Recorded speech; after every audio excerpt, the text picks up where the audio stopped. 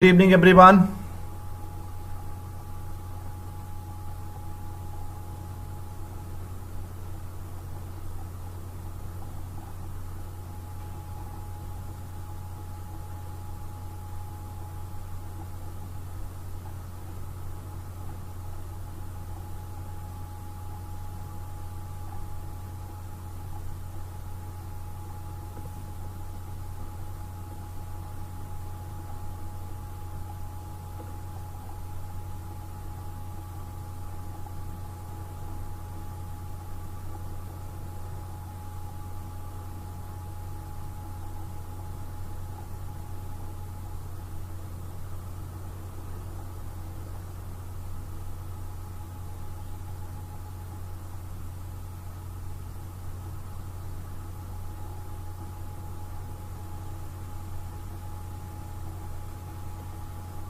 I'm audible to everyone. Everyone is getting my voice. Please reply. तो हम लोग start कर सकें.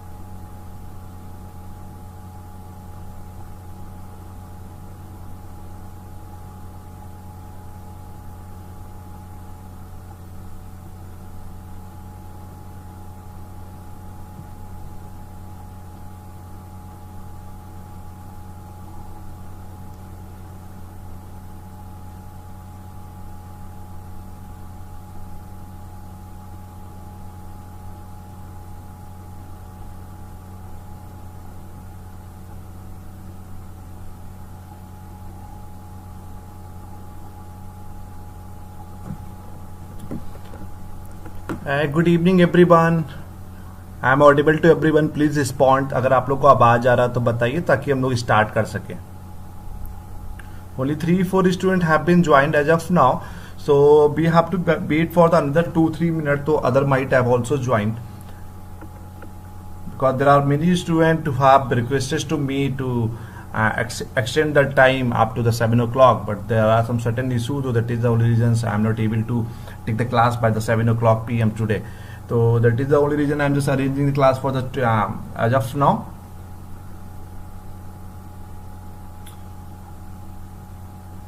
Okay, so once again good evening everyone. As today we are starting with the UGC Net Commerce का topic हम लोग start करेंगे, and this is again one of the important for the UGC Net Commerce also and Management and Economics.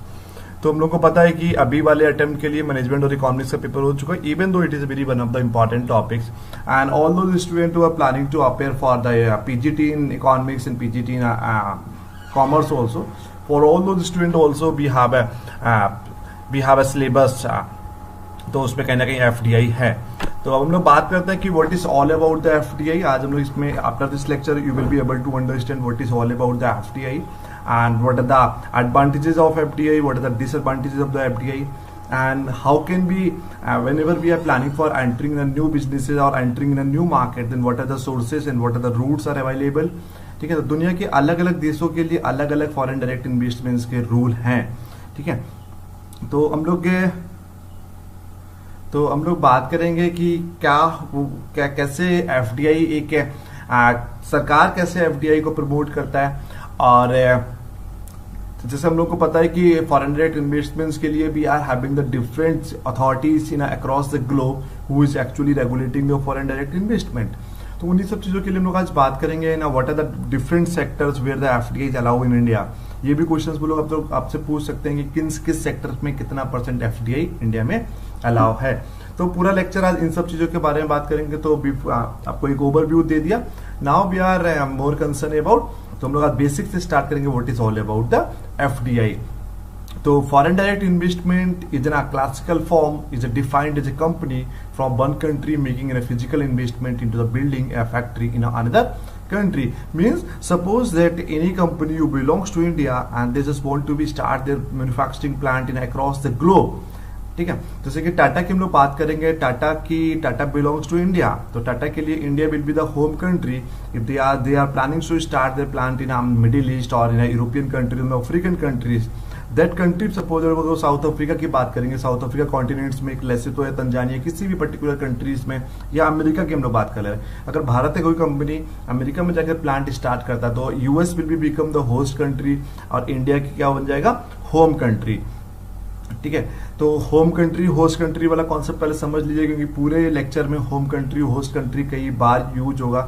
तो we should have the basic idea about the what is all about the home country and the host country. Home country, if the company belongs to India, तो India will be the home country for that particular company, and if they are starting the plant in Dubai, तो Dubai will be the host country for the Tata. तो what is all about the FDI, जिससे हमने आपको एक last to last lecture में बताया था कि what are the various modes into the entering international business. अगर मतलब दुनिया के दूसरे देशों में व्यापार करना चाहते हैं तो what are the international modes are available in the market. So we have told you around the direct exporting, indirect exporting, उसके अलावा हमने बात किया था strategic alliance, merger, acquisitions, joint ventures भी हैव टोल्ड यू अबाउट। एक उसमें एक चीज हमने बताया था आपको एफडीआई। तो FDI is all about the foreign direct investment. तो इट इज ऑल अबाउट कि whenever any company they just want to be start their manufacturing plant और दिस, ठीक है, in some foreign country is called FDI. तो FDI के कई सारे modes हो सकते हैं, एफडीआई कई सारे तरीकों से हम लोग कर सकते हैं, वो आगे आपको बताएंगे। तो it's FDI also include the investment made to the acquire the lasting interest in enterprises operating outside of the economy of the investors. ठीक है, तो generally speaking the FDI refers to the capital inflows from the abroad that investment in the production capacity of the economy and, ठीक है। तो अगर बोले हम लोग इनफ्लो ऑफ एफडीआई की बात करेंगे तो और एक आउटफ्लोज ऑफ एफडीआई की बात करेंगे। ठीक है, तो इनफ्लोज ऑफ एफडीआई की हम लोग बात करते हैं कि मतलब बाहर की कंपनी, विदेशी company whenever they just want to be start any manufacturing plant in India, it will be called inflow of the FDI.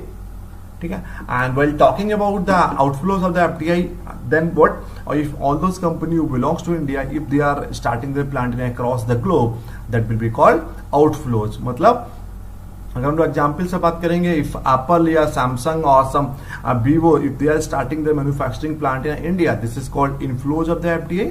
If Tata और रिलायंस और some Indian multinational corporations, if they are starting their plant in across the globe, it is called outflows of FDI. ठीक है, तो इसमें क्या है कि usually preferred over other forms of the external finance because they are, तो हम लोग कहीं ना कहीं whenever we are planning for some certain production facilities in across the globe, we will require some certain external finance, because without the finance, without the बिना पैसों के, without the capital structure, we will not be able to start any manufacturing plant in across the globe. So that is the only reasons कि whenever we are planning for any FDI, then what we have to do, we will give the more preference for the external finance.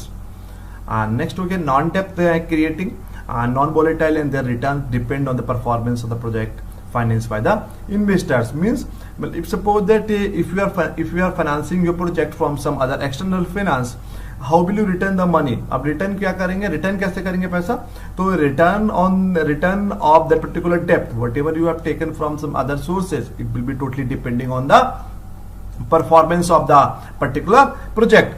Clear, तो मतलब जो project आपका overall ठीक से काम कर रहा है, जो भी प्रोजेक्ट आपका ठीक से काम करेगा, if they are giving some certain performance of your project, तो accordingly we will make it out some certain return to the those persons who have funded your या who have finance your projects. Got it my point. तो next हम लोग बात करते हैं FDI also facilitate the international trade and transfer of knowledge, transfer of technology and transfer of skills. सीधी सी बात है, कहीं ना कहीं एफडीआई की वजह से हम लोग there is a promotion of या there is a movement of free labour and capital from one country to the other countries, there is a transfer of knowledge, there is a transfer of skill, there is a transfer of technologies. So these all are the points we have to be more concerned while moving in some different countries. ठीक है, इसके अलावा हम लोग और आगे बात करते हैं एफडीआई की। FDI relationship consist of the parent enterprises and the foreign affiliate which together form A multinational corporation. मतलब मल्टीनेशनल कॉर्पोरेशन क्या होता है, एमएनसी की डेफिनेशन आपको बताया भी है, आगे भी बताएंगे जब हम लोग टाइप्स ऑफ कंपनीज की बात करेंगे। मल्टीनेशनल कॉर्पोरेशंस वही होता है कि suppose that company belongs to India, this is want to be start their production facility या this is want to be sell their product and services in across the globe with the same brand name, whatever the brand name they are using in home country. मतलब दुनिया की कोई भी company वो अपने एक से ज्यादा देशों में व्यापार कर रही है, या तो मैन्युफैक्चरिंग फैसिलिटी उन्होंने स्टार्ट कर दिया, बट एक्सपोर्ट कर रहा है, प्रोडक्ट सेल कर रहा है, but the brand name should be same. अगर अलग अलग ब्रांड नेम के साथ हम लोग व्यापार कर रहे हैं तो it might not called be the multinational corporation. इसीलिए कि पेरेंट कंपनी हम लोग बात करेंगे, parent enterprises and the foreign affiliate which together form है मल्टीनेशनल कॉर्पोरेशन। मतलब अगर कोई भी कंपनी वो एक देश में बनाकर पूरे जिंदगी भर एक ही देश में व्यापार कर रही है, they are buying and selling in goods and services within the certain geographical boundaries of the country, it will not be called a foreign direct investment. ठीक है, तो हम लोगों को एक फॉरेन डायरेक्ट इन्वेस्टमेंट के तहत हम लोग एक मल्टीनेशनल कॉर्पोरेशन का क्रिएशन करते हैं। ठीक है, तो in order to qualify as a FDI the investment must afford the parent enterprises control over its foreign affiliate. सीधी सी बात है भाई, भारत की कोई भी कंपनी दुनिया के दूसरे देशों में जाकर व्यापार करेगी तो पेरेंट ऑर्गेनाइजेशन तो टाटा ही रहेगा। तो टाटा की ओवरऑल कंट्रोलिंग की हम लोग बात करेंगे, इवेल्युएशन एंड कंट्रोल की बात करेंगे, तो ऑलवेज एफडीआई में याद रखिएगा, always while talking about the controls and rules and regulation always hold by the parent company. ठीक है, okay, so while talking about in order to qualify the FDI, the investment must afford the parent enterprises control over its foreign affiliate. What Tausif Jafar is asking about, after the pandemic, in which sectors will be directed foreign direct investment in a developing and transition country? अगर we'll talk about the कि how the business will be impact the pandemic, तो while talking about the pandemic in the since last 1 year, अब हम लोग बात करेंगे तो कहीं ना कहीं एफडीआई जो मैक्सिमम डेवलपिंग कंट्रीज और ट्रांजिशन कंट्रीज में जो आएगी, it will B comes in manufacturing sectors.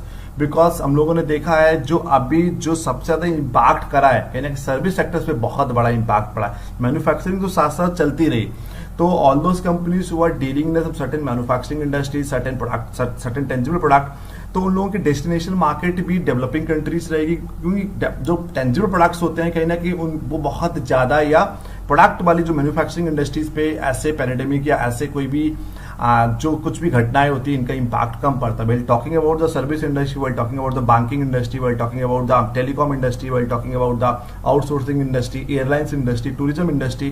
तो कहीं ना कहीं आज, क्योंकि जो आज की हम लोग बात करेंगे, what ever the issues is running in the since last 1 year, जो इम्पैक्ट हम लोगों ने जीडीपी पे देखा -23, -24% चला गया, तो ये इसका इम्पैक्ट बहुत लॉन्ग रन तक ही रहेगा। और कहीं ना कहीं जो सर्विस सेक्टर बेस्ड कंपनीज थी, जो आज थी या जो हैं, डेवलपिंग कंट्रीज की बात करें, ट्रांजिशन कंट्रीज की बात करें, हम लोग लीस्ट डेवलप्ड कंट्रीज की बात करेंगे, एलडीसीज की बात करेंगे, या हम लोग डेवलप्ड कंट्रीज की बात करेंगे, they will not target the any countries.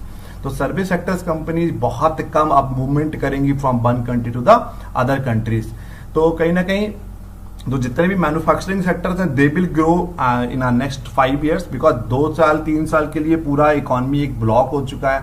अभी बहुत ज्यादा इम्पैक्ट नहीं दिख रहा है, कि -23, -24 12 बहुत बड़ी बात नहीं है, बिकॉज पूरा इकोनॉमी शट डाउन था। बट इसका इम्पैक्ट हम लोग बात करेंगे what IMF, international monetary funds are predicting and what World Bank are predicting. तो the impact of this particular pandemic for the long term and all those manufacturing industries will be targeting the only developing countries. Service industry target नहीं करेंगे। This is the answer for you Tauseef Zafar.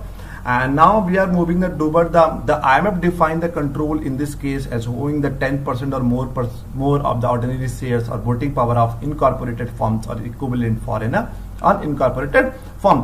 ये हमने international monetary fund के दौरान आपको पढ़ाएंगे, तो यहाँ पर इसको छोड़ दीजिए कि कैसे उसको वोटिंग पावर्स की बात करते हैं, कैसे जो 10% से ज्यादा है 10% से कम है. तो while discussing about the international monetary fund we will discuss about this point.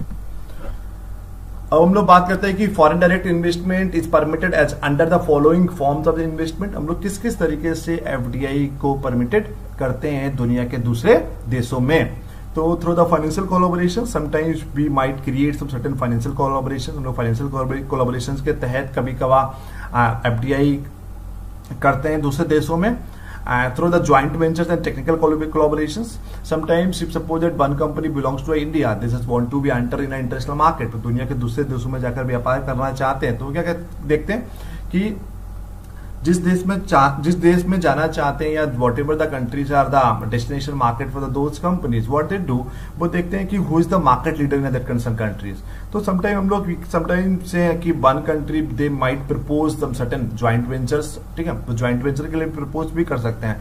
तो ज्वाइंट वेंचर की हम लोग बात कर सकते हैं, मर्जर की बात कर सकते हैं, हम लोग एक्विजिशंस की बात कर सकते हैं, हम लोग स्ट्रेटेजिक अलायंस की बात कर सकते हैं, हम लोग एफडीआई के तहत, और फाइनेंशियल कोलैबोरेशंस की बात कर सकते हैं. इसके अलावा through the capital market by the euro issues, capital market के तहत भी अभी हम आगे आपको बताएंगे एफडीआई कर सकते हैं. थ्रू द प्राइवेट प्लेसमेंट और प्रेफरेंशियल अलॉटमेंट, भाई ये आपको डब्ल्यूटीओ के दौरान पढ़ाया जाएगा आपको. तो बात हम लोग कर रहे थे कि FDI is permitted as under the following forms of the investment. हम लोग किस किस तरीके से एफडीआई दूसरे देशों में कर सकते हैं, उसमें हमको बता दिया. फाइनेंशियल कोलैबोरेशन के साथ कर सकते हैं हम लोग, ज्वाइंट वेंचर कर सकते हैं हम लोग, मर्जर कर सकते हैं हम लोग, एक्विजिशंस कर सकते हैं, capital through the capital market by using some certain euros. ठीक है, एंड कुछ हम लोग प्राइवेट प्लेसमेंट्स भी कर सकते हैं कि दूसरे देशों में अपनी कंपनीज के शेयर्स को हमने के प्राइवेट प्लेसमेंट कर दिया कंपनी को एमएनसी बनाने के लिए, और sometimes we can do the preferential allotments also. ठीक है, अब हम लोग बात करते हैं व्हाट आर द टू, जो हम लोगों के दो रूट्स हैं कि किस किस तरीके से हम लोग एफडीआई कर सकते हैं. एक ऑटोमेटिक रूट्स होता है, एक हमारा गवर्नमेंट रूट्स होता है. तो there are two routes by which India gets the FDI. अगर हम लोग इंडिया की पर्सपेक्टिव से हम लोग बात करेंगे, because we are sitting at India, तो we will more concern about the whatever the policies are running in India, whatever the policies has been regulated by the Indian governments. ठीक है, तो हम लोग उन्हीं सब चीजों की बात करेंगे. तो दुनिया का कोई भी देश भारत में व्यापार करना चाहता है, ठीक है, कोई भी multinational corporation, we have only just two routes, major two routes हैं. इसके अलावा सीआईपीवी की भी हम लोग बात करते हैं, तो उन सब चीजों की बात नहीं करेंगे. तो we are more concern about the automatic routes and the government routes. इसीलिए आप देखेंगे जो एफडीआई का अलाउंस होता है अलग अलग सेक्टर्स के लिए अलग अलग होता है. ऑटोमेटिक रूट्स के लिए sometimes we allow the 100% FDI, government route के लिए 49% अलाउ किया. आगे बताएंगे हम आपको. तो ऑटोमेटिक रूट्स होता है, अगर कोई भी दुनिया की कंपनी भारत में व्यापार करना चाहती है, तो दे ऑटोमेटिक रूट की में क्या है, by this route FDI is allowed without prior approval by the government और आरबीआई. मतलब अगर दुनिया की कोई भी कंपनी अगर ऑटोमेटिक रूट से भारत में व्यापार करना आती है, ठीक है, तो if any company they just want to be enter in India, तो if they are coming by the automatic route, what will happen, कहीं ना कहीं तो उसमें क्या होगा कि there will be no prior permissions, prior approvals by the government और आरबीआई. सिंपल, सरकार की और केंद्रीय बैंक की हम लोगों को जरूरत, अलाउंस प्रायर अप्रूवल की जरूरत नहीं पड़ती है if any company want to be enter as a automatic route. भाई हम लोग गवर्नमेंट रूट के थ्रू आएगी कोई दुनिया का दूसरा देश, दुनिया की दूसरी कंपनी भारत में व्यापार करना चाहती है, तो what they have to do, तो prior approvals by government is needed via this route. ठीक है, तो without taking some certain rules and regulations, some certain prior approvals है ना, प्रायर लाइसेंस, तो आपको without taking some certain prior licence and prior rules and prior what we call approvals, दुनिया का कोई भी देश आपके देश में व्यापार करने नहीं आ सकता है. तो this application needs to be made through the foreign investment facilitated portals. ठीक है, तो एफआई का हमारा पोर्टल्स है, तो पहले हम लोगों को एक पोर्टल के थ्रू हम लोगों को एक एप्लीकेशन फिल करना पड़ता है. तो which will facilitate the single window clearance of the FDI applications under the approval routes. तो आपने देखा होगा कि under the since last 5-6 year under after the NDA government came into the existence, what they have done, हमने आपको कई बार single window clearance की बात कर चुके हैं कि एक single window clearance has been prepared by the central governments, कि आपको पहले क्या होता था कि दुनिया का कोई भी देश भारत में व्यापार करना आना चाहता था तो we had some certain different regulatory authority जिनसे भी they had to take some certain approvals. अगर मान लीजिए कि अगर आप अगर यहाँ पर अगर एक्सपोर्ट इंपोर्ट करना चाहते हैं तो एक्सपोर्ट इंपोर्ट के लिए भी have the an number of the different regulatory authorities. कि आपको बताया भी हमने कि भाई अगर आपको टेक्सटाइल के लिए अलग इंडस्ट्री है, ऑटोमेटिक टेक्सटाइल के लिए अलग है, ऑटोमोबाइल के लिए अलग है हमारा, ठीक है, कॉस्मेटिक के लिए अलग हो गया हमारा, फूड के लिए अलग हो गया, जेम्स एंड ज्वेलरी के लिए अलग हो गया। उसके अलावा हमको स्टेट गवर्नमेंट से अप्रूवल लेना पड़ता था, सेंट्रल गवर्नमेंट से अप्रूवल लेना पड़ता था, डिफरेंट टैक्सेशन अथॉरिटीज से अप्रूवल लेना पड़ता था। उसके अलावा जो लोकल की म्युनिसिपल कॉर्पोरेशन थे उन सब चीजों से अप्रूवल हमको लेना पड़ता था। But after the single window clearance, if any multinational corporation they just wanted to be enter in an Indian territory, what they have to do, they have to be made some certain applications through the foreign investment facilitating portals. That portal will be facilitated for the single window clearance. मतलब आपको एक token number मिल जाएगा, भाई आपको एक number मिल जाएगा, tracking number, तो token number type का मिलेगा, तो उससे आप ट्रैक कर सकते हो कि आपके एप्लीकेंट्स आपकी स्टेटस उसका क्या है, कि अभी it has been approved, it has been rejected, तो अगर अप्रूव भी हुआ तो किसके डिपार्टमेंट से अप्रूव हो चुका है। तो this application will be forwarded to the respective ministries, भाई हमने आपको बता दिया पहले। तो this application will be forwarded to the respective ministries which will act on the applications as per the standard operating procedure, जो एक स्टैंडर्ड ऑपरेटिंग प्रोसीजर है उसके अकॉर्डिंगली काम करेगा। उसके बाद हम लोग वही FIPB का नाम सुना होगा आप लोगों ने, फॉरेन इन्वेस्टमेंट प्रमोशंस बोर्ड की बात करेंगे। तो foreign investment promotion board which was the responsible agencies to oversee this route was abolished on the 24th May 2017. It held its last meeting on 17th April, which was the 245th meeting of the board.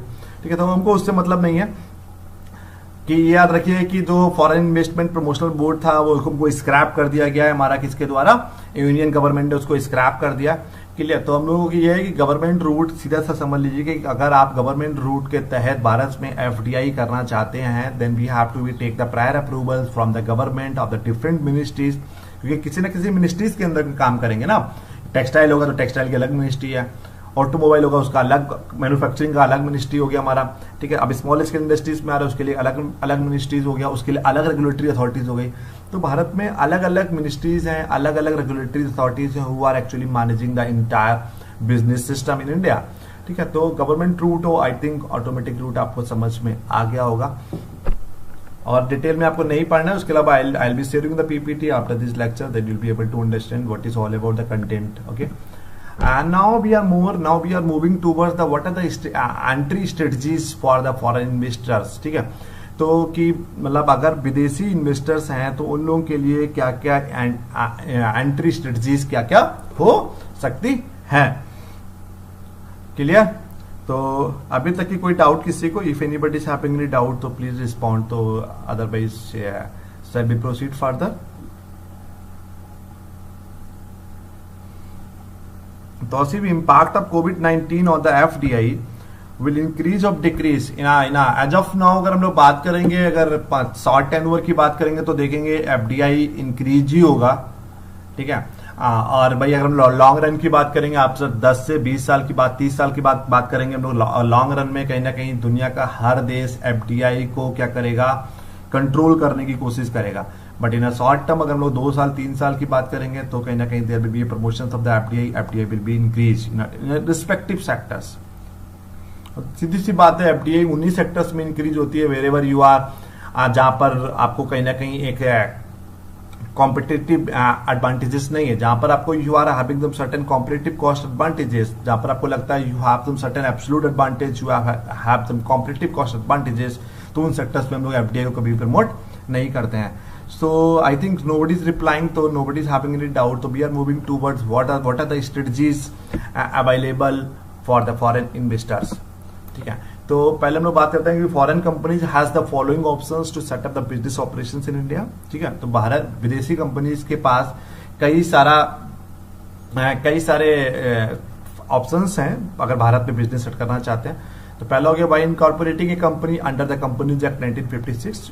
Firstly we have to be gone through the under the Indian companies act 1956।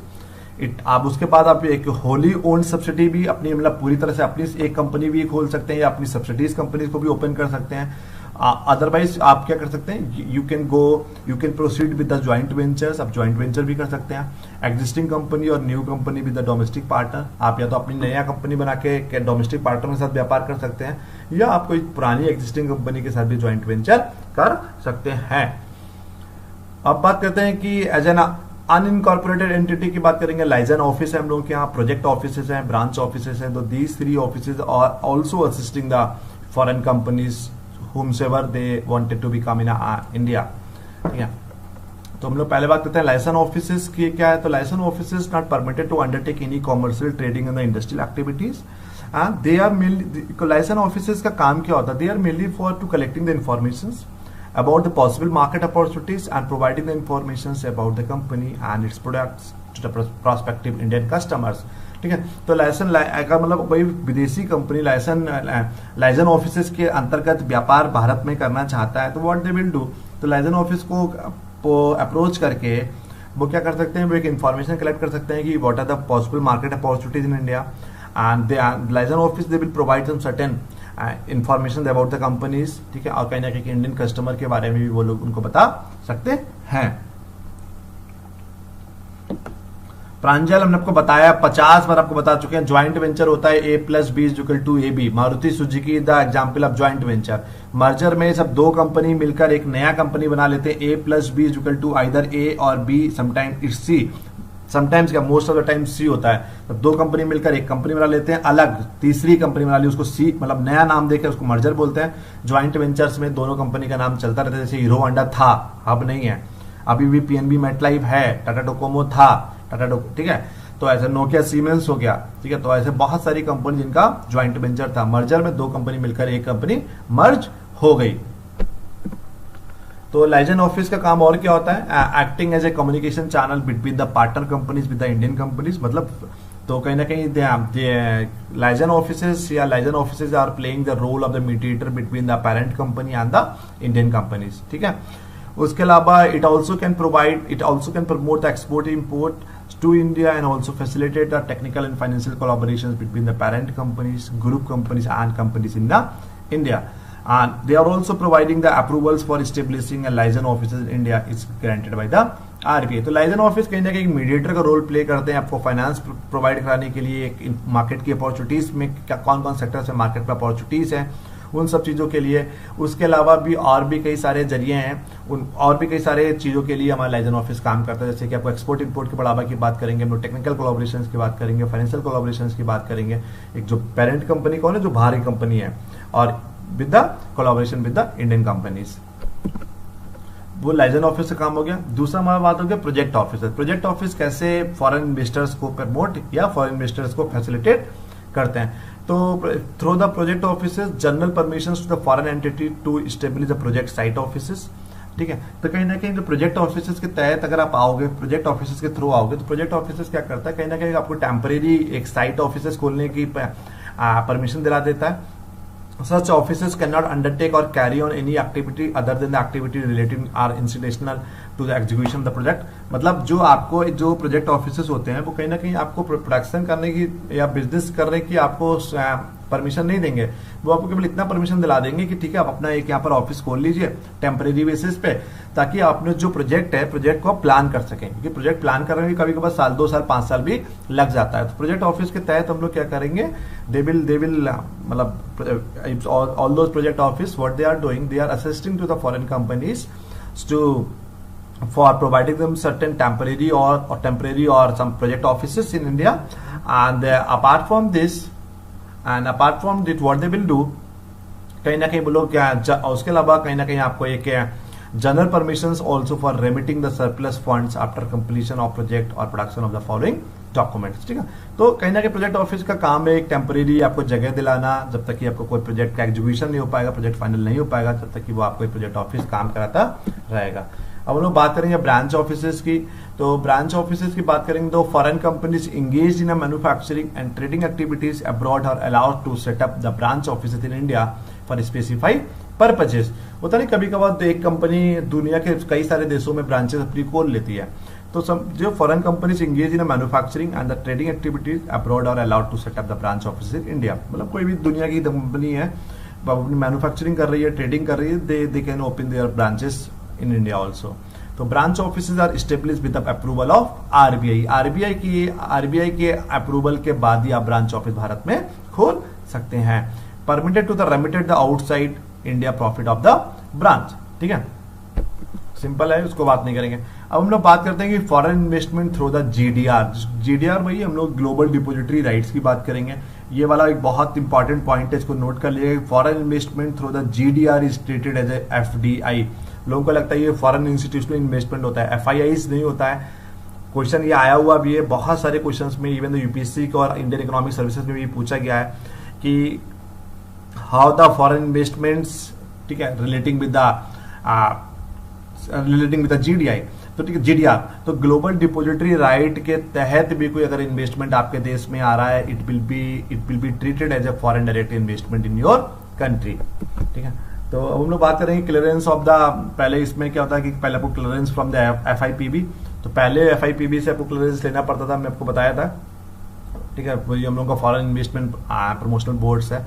तो इसकी अब लोग अब बात बहुत कम करेंगे, कहीं ना कहीं आप केवल सर्टेन चीजों के लिए एफआईपीबी का हम लोगों को लेना पड़ता है, अदरवाइज क्योंकि एफआईपीबी पूरी तरह से आपको स्क्रैप कर दिया है। तो there is no restrictions on the number of euro issues to the floated by the company और group of company in the financial year.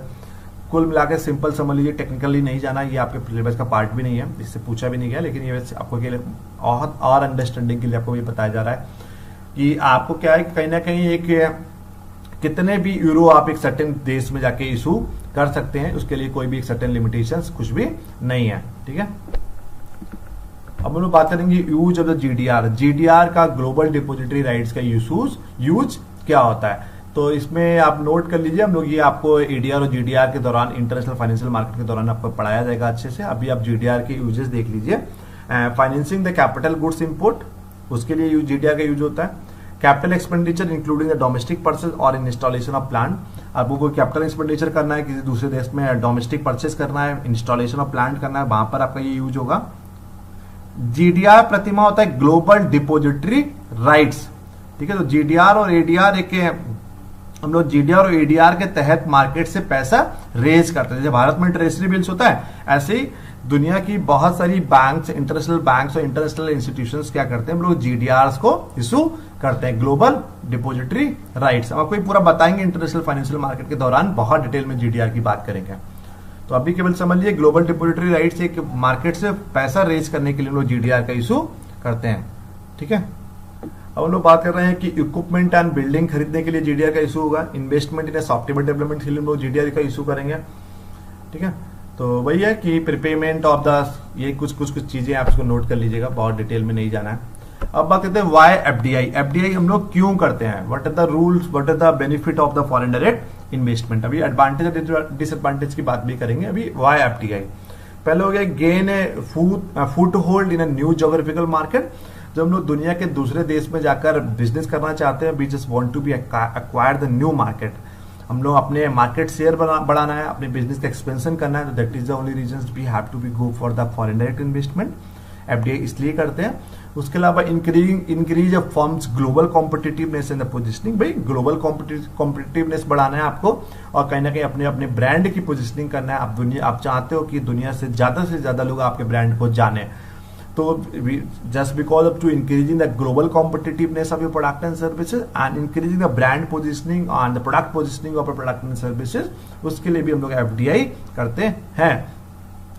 FDI के तहत हम लोग it's also fill gap in a company product line in a global industry. ठीक है, तो कहना कि हम लोग ग्लोबल इंडस्ट्रीज में जो गैप्स होते हैं उनको कंपनी प्रोडक्ट लाइन, ठीक है, तो fill gaps in company product line in a global industries. ठीक है, तो कहीं ना कहीं हम लोग प्रोडक्ट लाइन के जो गैप्स हैं उनको फिल करने का कोशिश करते हैं फॉरेन डायरेक्ट इन्वेस्टमेंट के तहत। Reduce the cost in area such as R&D, production and distribution. जिससे हमने आपको कल बताया था, फॉरेन डायरेक्ट इन्वेस्टमेंट करने का सबसे बड़ा मुद्दा होता है, जो हमने कल आपको डेविड रिकॉर्डो की थ्योरी पढ़ाई थी, कॉम्पिटिटिव कॉस्ट एडवांटेज। हम लोग सस्ता रिसर्च एंड डेवलपमेंट, सस्ता प्रोडक्शन, सस्ता लेबर, सस्ता मशीन मतलब होता नहीं केवल अपने प्रोडक्ट की ओवरऑल प्रोडक्टिविटी को बढ़ाना चाहते हैं, प्रॉफिट को बढ़ाना चाहते हैं, इसलिए हम लोग एफडीआई करते हैं। हमने आपको कल बताया था हम लोग को दुनिया के उस देश में जाकर व्यापार करना चाहिए where the overall cost of factor production is minimum. जिस देश पे दुनिया में सबसे कम कॉस्ट ऑफ प्रोडक्शन आ रही है, we should target the only those countries. अब हम लोग बात करते हैं कि what are the factors required to attract the FDI. कौन कौन से फैक्टर्स हैं जो एफडीआई को अट्रैक्ट करते हैं। पहला भाई हो गया low cost but qualified educated skilled labour pool. देखिए ना भारत में दुनिया की सारी कंपनी बिजनेस करना क्यों चाहती है, कहीं ना कहीं यहाँ पर लो कॉस्ट सस्ते दामों में, सस्ते कम पैसों में क्वालिफाइड एजुकेटेड इंसान मिल जाता है due to the high population, due to the certain other factors also. कहीं ना कहीं एम्प्लॉयमेंट की अपॉर्चुनिटीज भारत में उतनी ज्यादा नहीं है और भारत की कंपनियां उतने एम्प्लॉयमेंट नहीं दे पा रही हैं, तो कहीं ना कहीं इसके चक्कर में दुनिया के दूसरे देश भारत में प्लांट स्टार्ट करते हैं ताकि उनको कहीं ना कहीं लो कॉस्ट के लोग और बट क्वालिफाइड लोग मिल जाते हैं। ठीक है, तो एक ये फैक्टर है एफडीआई का। दूसरा क्या, लॉन्ग टर्म मार्केट पोटेंशियल और yield greater than the can be achieved the domestically. भाई एब्सोल्यूट कॉस्ट एडवांटेज की बात कर रहे हैं हम। कभी कभी हमको लगता है कि अपने देश में प्रोडक्शन करेंगे तो उतना प्रोडक्टिविटी नहीं आएगी, तो बट अगर विदेश में करेंगे जिस देश में या फॉरेन, हम लोग एफडीआई इसलिए करते हैं दूसरे देशों में जहां पर हमको लगता है प्रोडक्टिविटी ज्यादा आएगी, तो yield is greater than it can be the achieved domestically. हमको ओवरऑल कहीं लगता है कि प्रोडक्टिविटी ज्यादा आएगी, ठीक है, फॉरेन मार्केट्स में पोटेंशियल ज्यादा है, तो that might also reasons to attract the FDI. R and D research and development की बात कर रहे हैं प्रतिमा, रिसर्च एंड डेवलपमेंट। ठीक है, तो रिसर्च एंड डेवलपमेंट दुनिया के अलग अलग देशों के, ठीक है, तो रिसर्च एंड डेवलपमेंट उनको पता है कि तुम लोग रिसर्च एंड डेवलपमेंट करते हैं। फिर एक्सेस टू नेचुरल रिसोर्सेज, तो दुनिया के अलग अलग देशों में अलग अलग नेचुरल रिसोर्सेज हैं, आपको अपना प्रोडक्ट नेचुरल रिसोर्सेज के अकॉर्डिंगली भी बहुत ज्यादा इंपैक्ट करता है, तो हम लोग नेचुरल रिसोर्सेज को एक्सेस करने के लिए एफडीआई करते हैं। ज्योग्राफी पता ही है, stability of the economic and political environment, हमने आपको पेस्टल के दौरान, मार्केटिंग एनवायरनमेंट के दौरान ये बहुत डिटेल में पढ़ाया आपको हमने। जिस देश में कहीं ना कहीं इकोनॉमिक स्टेबिलिटी है, पॉलिटिकल एनवायरनमेंट बहुत अच्छा है, तो हम लोग ऐसे देश में भी उसका बेनिफिट लेने के लिए भी एफडीआई करते हैं। अब बात आता है what are the advantages of FDI and what are the disadvantages of FDI. तो एडवांटेज क्या है, लाभ क्या है, इसके बेनिफिट्स क्या है। Increase in the domestic employment, drop in unemployment. सीधी सी बात है, बाहर की कंपनी जब आपके देश में व्यापार करेगी तो कहीं ना कहीं रोजगार का साधन बढ़ेगा, तो there will be increase in the domestic employment, ठीक है, और कहीं ड्रॉप इन अनएम्प्लॉयमेंट, बेरोजगारी कम होगी, रोजगार के साधन बढ़ेंगे। इन्वेस्टमेंट इन नीडेड इंफ्रा, तो कहीं ना कहीं जो इंफ्रास्ट्रक्चर जो आपके देश में इंफ्रा है वो आपका उसमें इन्वेस्टमेंट बढ़ेगा, तो कहीं ना कहीं आपका इंफ्रा डेवलपमेंट होगा, रोड्स बनेगी, एयरपोर्ट्स बनेंगे, हाईवेज बनेंगे। ठीक है, positive influence the balance of payment, पता ही है, हमने आपको बताया बैलेंस ऑफ पेमेंट के दौरान, अभी आगे और बताएंगे आपको। जैसे कि बैलेंस ऑफ पेमेंट का जो कैपिटल अकाउंट होता है उसमें हमने बात की कि बैलेंस ऑफ पेमेंट का कैपिटल अकाउंट सरप्लस में कब जाएगा, जब आपका इनफ्लोज ऑफ एफडीआई होगा। जितना ज्यादा आपके देश में एफडीआई आएगा उतना ज्यादा आपके लिए फायदा है, there will be a surplus capital account, तो आपका बैलेंस ऑफ पेमेंट इंपैक्ट करेगा एफडीआई के चक्कर में। उसके बाद new technology and know how transfer, technology transfer होगी, नया नया टेक्नोलॉजी आपके देश में आएगा, उसको कैसे यूज करना है, कैसे अप्लाई करना है।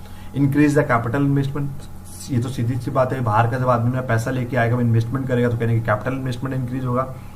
उसके अलावा targeted regional and sectoral development, आपकी रीजनल मार्केट डेवलप होगी, सर्टेन सेक्टर डेवलप होंगे जिस सेक्टर्स में आपको लगता है कि एफडीआई के अलावा नहीं है, जिस सेक्टर्स में आपको लग रहा है लैग कर रहे हैं, आपको लग रहा है आपकी कंपनी उस सेक्टर्स को ग्रो नहीं करा पा रही है, उन सेक्टर्स में एफडीआई अलाउ करा के बाहर की कंपनी अपने देश से बुला सकते हैं, ताकि उन सेक्टर्स का भी डेवलपमेंट होगा, रीजनल डेवलपमेंट्स भी होंगे। अब हम लोग बात करते हैं डिसएडवांटेजेस के, हानि नुकसान क्या है एफडीआई के। पहला हो गया industrial sector dominance in the domestic market. Simple सी बात है भाई, जब विदेशी कंपनी आपके देश से बहुत ज्यादा आ जाएगी, कहीं ना जो आपकी डोमेस्टिक मार्केट होगी, अनऑर्गेनाइज मार्केट होगी, वो इंपैक्ट करेगी। इसीलिए हमने आपको बता भी है, आपको बताते भी है कई बार कि भारत में जो रिटेल सेक्टर्स में 100% एफडीआई इसीलिए नहीं आ रही है कि भारत में अभी भी 85-86% कहीं ना कहीं अनऑर्गेनाइज सेक्टर है। तो ज्यादा शॉपिंग मॉल्स आपके देश में आ जाएंगे, ऑर्गेनाइज मार्केट बहुत बढ़ेगी, रिटेल बड़ी बड़ी मल्टीनेशनल कॉर्पोरेशन रिटेल बिजनेस में आएंगी, तो नॉर्मल किराना शॉप्स हैं वो कहीं ना कहीं खत्म हो जाएंगी, अनऑर्गेनाइज सेक्टर बिल्कुल खत्म हो जाएगा। तो ठीक है, तो कहीं ना कहीं आई के जो बड़ी बड़ी कंपनीज के चक्कर में डोमेस्टिक मार्केट हमारा इंपैक्ट करता है। Technological dependency on the foreign technology sources, कभी कभार क्या होता है, हम लोगों की टेक्नोलॉजिकल डिपेंडेंसी बहुत बढ़ जाती है। हम लोग हर छोटी छोटी टेक्नोलॉजी के लिए विदेशी टेक्नोलॉजी पर डिपेंड रहना पड़ता है। Disturbance of the domestic economic plans in favour of the FDI directed activities. आपके जो डोमेस्टिक इकोनॉमिक प्लान्स हैं वो कहीं ना कहीं डिस्टर्ब हो जाते हैं, बिकॉज एफडीआई को अट्रैक्ट करने के लिए उनको अलग पॉलिसी बनानी पड़ती है, लेकिन उनको कहीं ना कहीं जो रूल्स रेगुलेशन चलाएंगे वो आपके लिए सेम ही चलाने पड़ेंगे। अगर आपने जीएसटी चला दिया 18%, जो आपकी कंपनी के लिए 18 होगा, विदेशी कंपनी के लिए 18 होगा, तो कहीं ना कहीं बट विदेशी कंपनी 100 रुपए का प्रोडक्ट बना रहा है, वो 100 रुपए में 18% हुआ, वो 118 रुपए का हो गया, तब भी वो कहीं ना कहीं प्रोडक्ट मार्केट में सेल कर रहा है। बट जो आपकी देशी कंपनी है वो 200 रुपए का प्रोडक्ट बना रही है, उसका 18% हो गया, 36 रुपए, वो 236 रुपए प्रोडक्ट मार्केट में सेल कर रही है। तो कहीं ना कहीं जो एक एफडीआई के चक्कर में आपके जो डोमेस्टिक इकोनॉमिक प्लान्स होते हैं उस पर भी इम्पैक्ट पड़ता है, क्योंकि पॉलिसी आप जो बनाओगे वो डोमेस्टिक विदेशी कंपनी पे भी अप्लाई होगी। तो कहीं ना कहीं हम लोगों को विदेशी कंपनीज को भी ध्यान में रख के ऐसी पॉलिसी बनाते हैं, तो कहीं ना कहीं there is some certain disturbance on the domestic economic plans. उसके बाद हम लोग बात करते हैं कि cultural changes created by the ethnocentric staffing, the infusion of the foreign culture and foreign business practices. देखिए हमने आपको बताया भी था, बिजनेस इन्वायरमेंट के दौरान आपका कल्चर भी इम्पैक्ट करेगा, कल्चर इम्पैक्ट करेगा, लैंग्वेजेस इम्पैक्ट करेगी, रिलीजन इम्पैक्ट करेगा। तो कहना overall there is a impact of the culture and socio culture, आपके समाज पे, सोसाइटी पे इम्पैक्ट। आज एक मल्टीनेशनल कॉर्पोरेशंस की वजह से कहीं ना कहीं कल्चर पे इम्पैक्ट पड़ा है, ठीक है। अब हम लोग बात करते हैं कि एडवांटेजेस ऑफ एफडीआई। जो stable democratic environment over 60 year of the independence, एक एडवांटेज इंडिया के लिए क्या है, एक लार्ज एंड ग्रोइंग मार्केट हो गई है, world class scientific, technical and managerial manpower की हम लोग बात करते हैं, cost effective and the highly skilled labour है, and the evidence of the natural resources, ठीक है। तो कहना कि भारत में अगर कोई एफडीआई करना चाहता है तो उसके लिए ये सब बेनिफिट है। तो नेचुरल रिसोर्सेज बहुत बढ़िया है, ठीक है। और दूसरी हम लोग बात करते हैं बहुत ज्यादा cost effective highly skilled labour है भारत में, लार्ज बहुत बड़ी अनटेप्ड मार्केट है, बहुत बड़ा मास पॉपुलेशन है भारत में, world class scientific and technical and managerial manpower की बात हम लोग भारत में कर सकते हैं।